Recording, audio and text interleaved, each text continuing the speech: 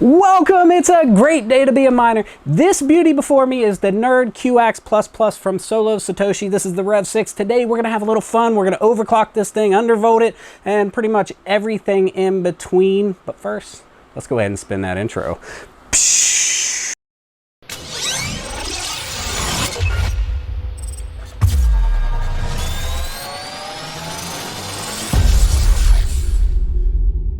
Alright, yeah, so this is the Solo Satoshi version, the Rev 6 NerdQaxe with a number of really great performance-adding enhancements, including the new power connector that will give you better overclocking, thicker copper traces. It comes with this beautiful stand. You got the Knock 2 cooling the power delivery on the back. Some of the components are moved around. And yeah, this thing is the best of the best and one of my favorite solo miners so far to date.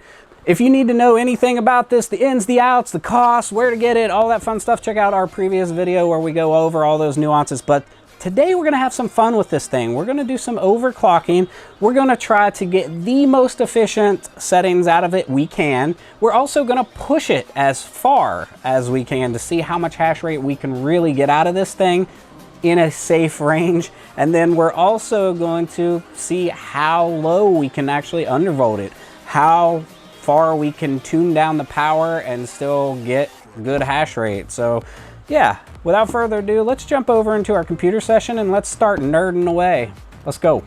All right, so here we are over in our dashboard into our IP, local IP for our NerdQaxe, and right here is just some of our basic stats. You see it's only running at 4.4 gigahash. It's expected to be running about 4.9 right now, and we'll go look at the settings in a second. And there's our efficiency. It's running 17.17 joules per terahash, watts per terahash, however you want to look at it.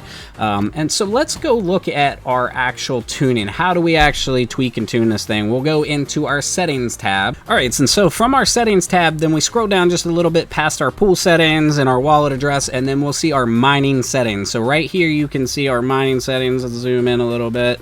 Right there, 600 is our default frequency and 1150 is our default core voltage. Now, one way you can overclock easily and safely is to simply hit the drop down, change your clocks. As you can see, the default is the highest on the stock settings list. So there's your frequencies that you can select, the presets that you can select, and then the same thing with your frequency, your core voltage rather. Your core voltage, the default is 1150, and that's right there, 4 settings from the bottom, but you can go clear up to 1200, and that's how much core voltage is actually being pumped into the chips, so that obviously, if you turn the frequency up, you're going to need more power to run those. So as you turn up the frequency, you usually have to have a balance between your frequency and the amount of voltage that you're putting in it. Same thing with a CPU overclocking, GPU overclocking.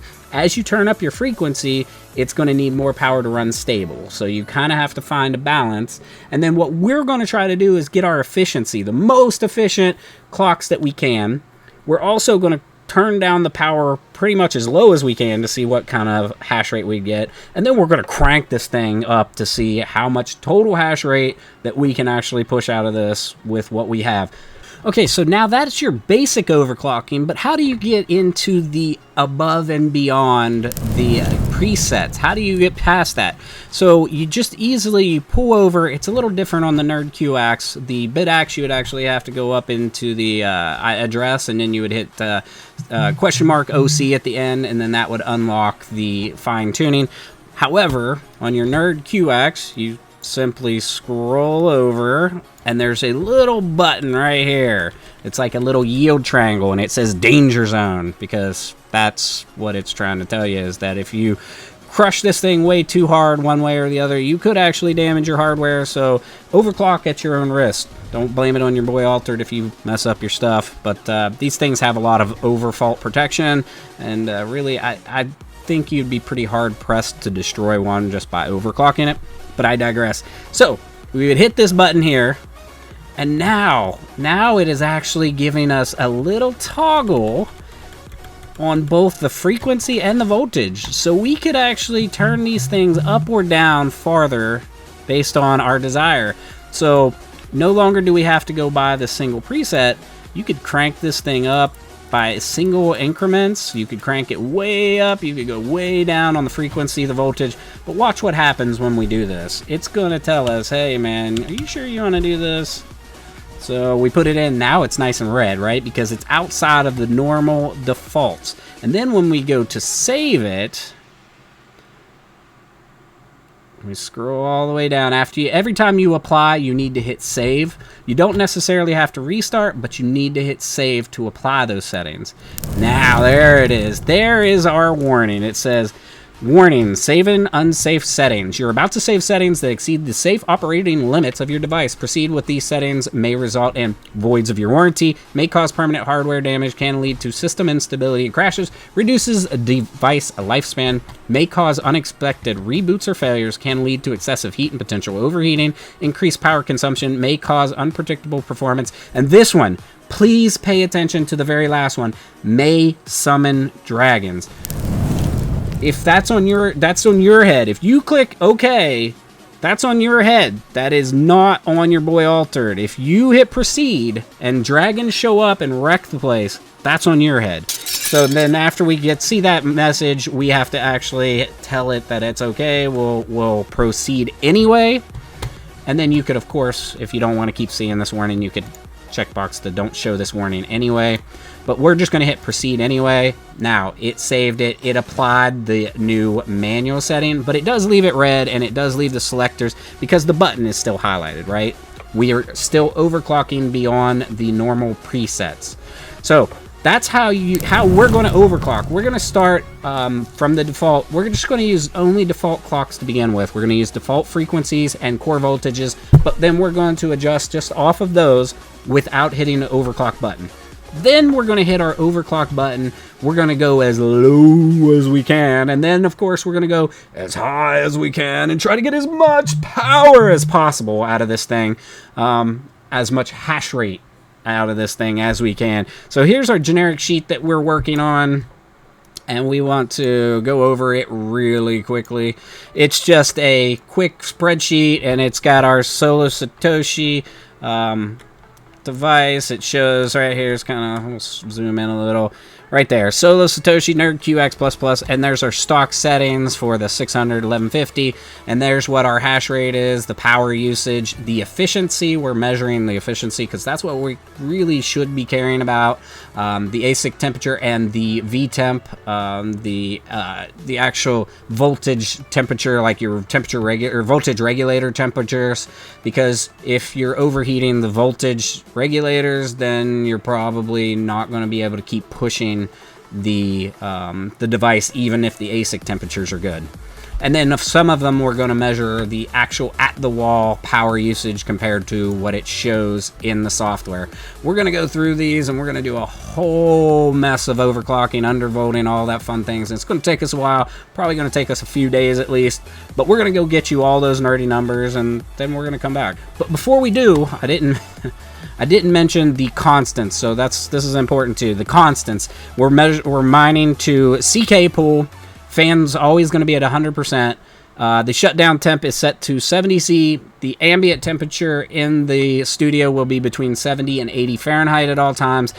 Each setting will be, every time we change the clocks, we're going to let it run for a minimum of 1 hour, and that's so that we can get that 1 hour average hash rate, because if you don't do an hour, you're not actually getting an average hash rate, you're just getting a spot hash rate.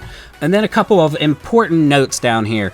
If we're not hitting the expected hash rate, it's probably not getting enough juice. What I mean by that is, I'll show you in a minute, but if it's not hitting what the dashboard is showing as an expected, that means we're probably not giving it enough power. And that's something to know when you're overclocking. If you overclock your frequency and then all of a sudden your dashboard says you should be getting 5.5 terahash a second and you're only getting 4.9 or 5, you're not giving enough juice. Give it some more more voltage, and then that will move it up to catch up that frequency.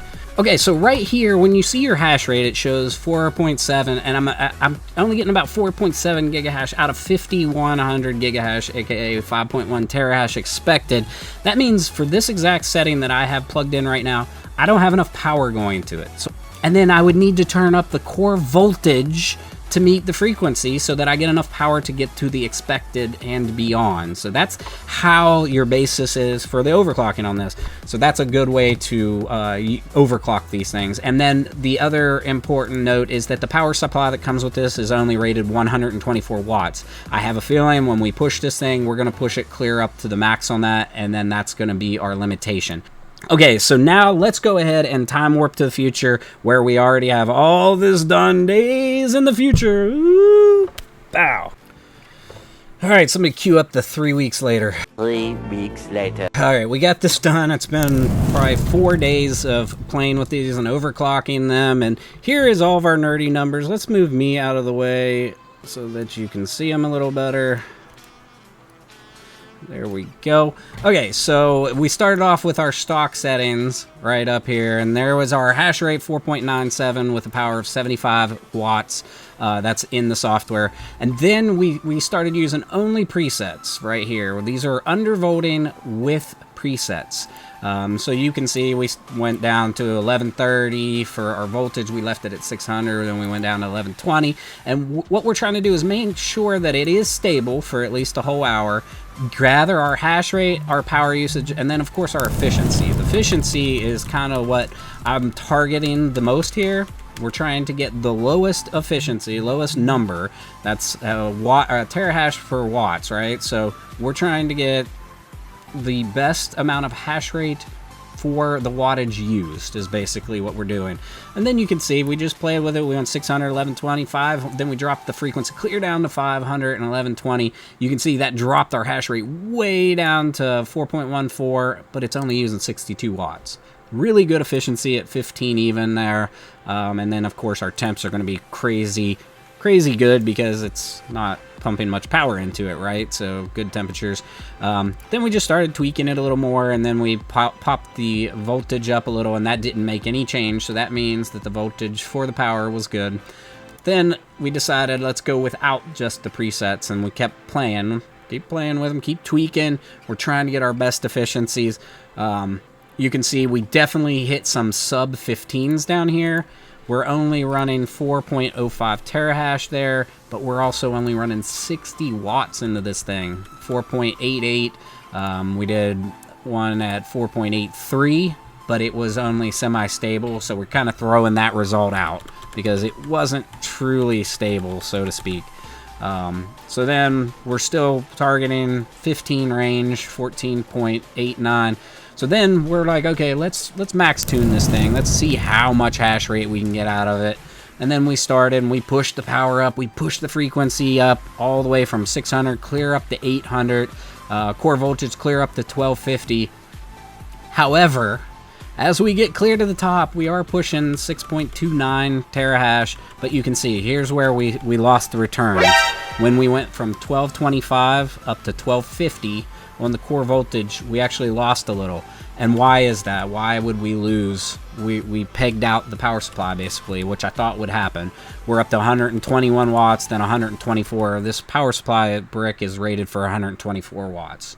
So we are basically on the limiter.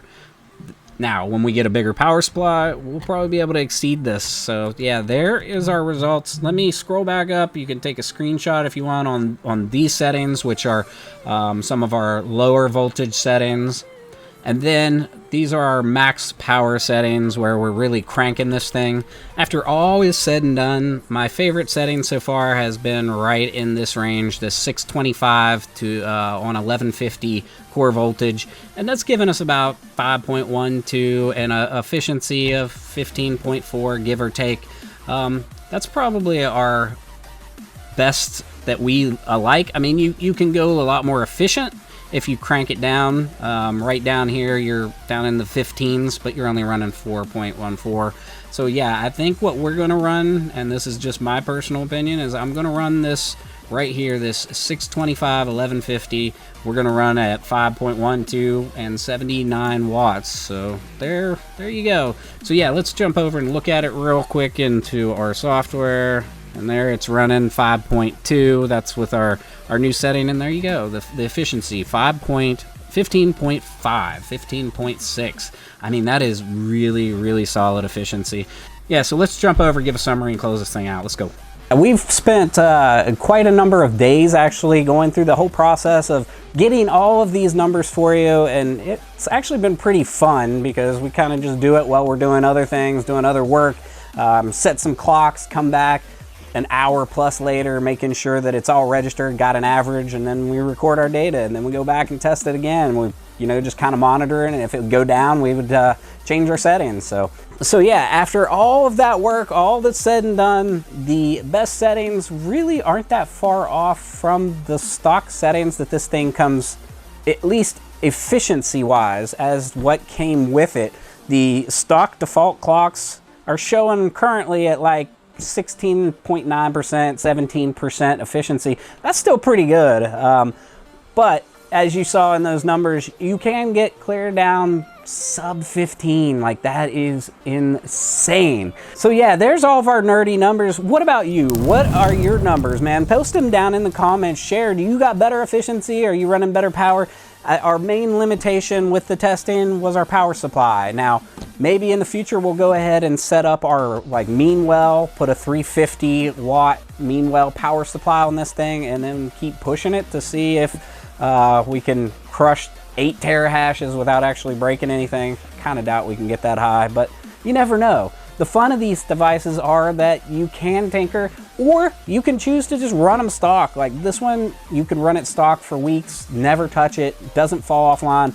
Like the old bitaxes, a lot of those little mini bitaxes, they like to fall off the network or have an error or randomly overheat even with upgraded cooling. I haven't had a single issue with this NerdQaxe. This thing has been amazing in the 2 or 3 weeks that I've had it up and running. Probably 3 weeks. Yeah, so tell us your thoughts, tell us your feedback. What kind of clocks are you running? What's your favorite solo miner? Tell us all that fun jazz down in the comments. Join the Misfit Mining Discord. Always plenty of seasoned vets in there willing to help you out. And if you liked the video, you know what to do. Smash that like button and subscribe for future content. Thanks for coming along and enjoy the ride.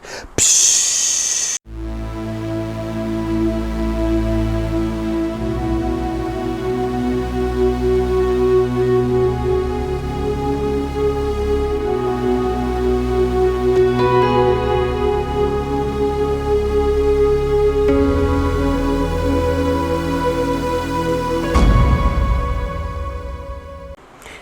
Hi guys, I'm the NerdQaxe.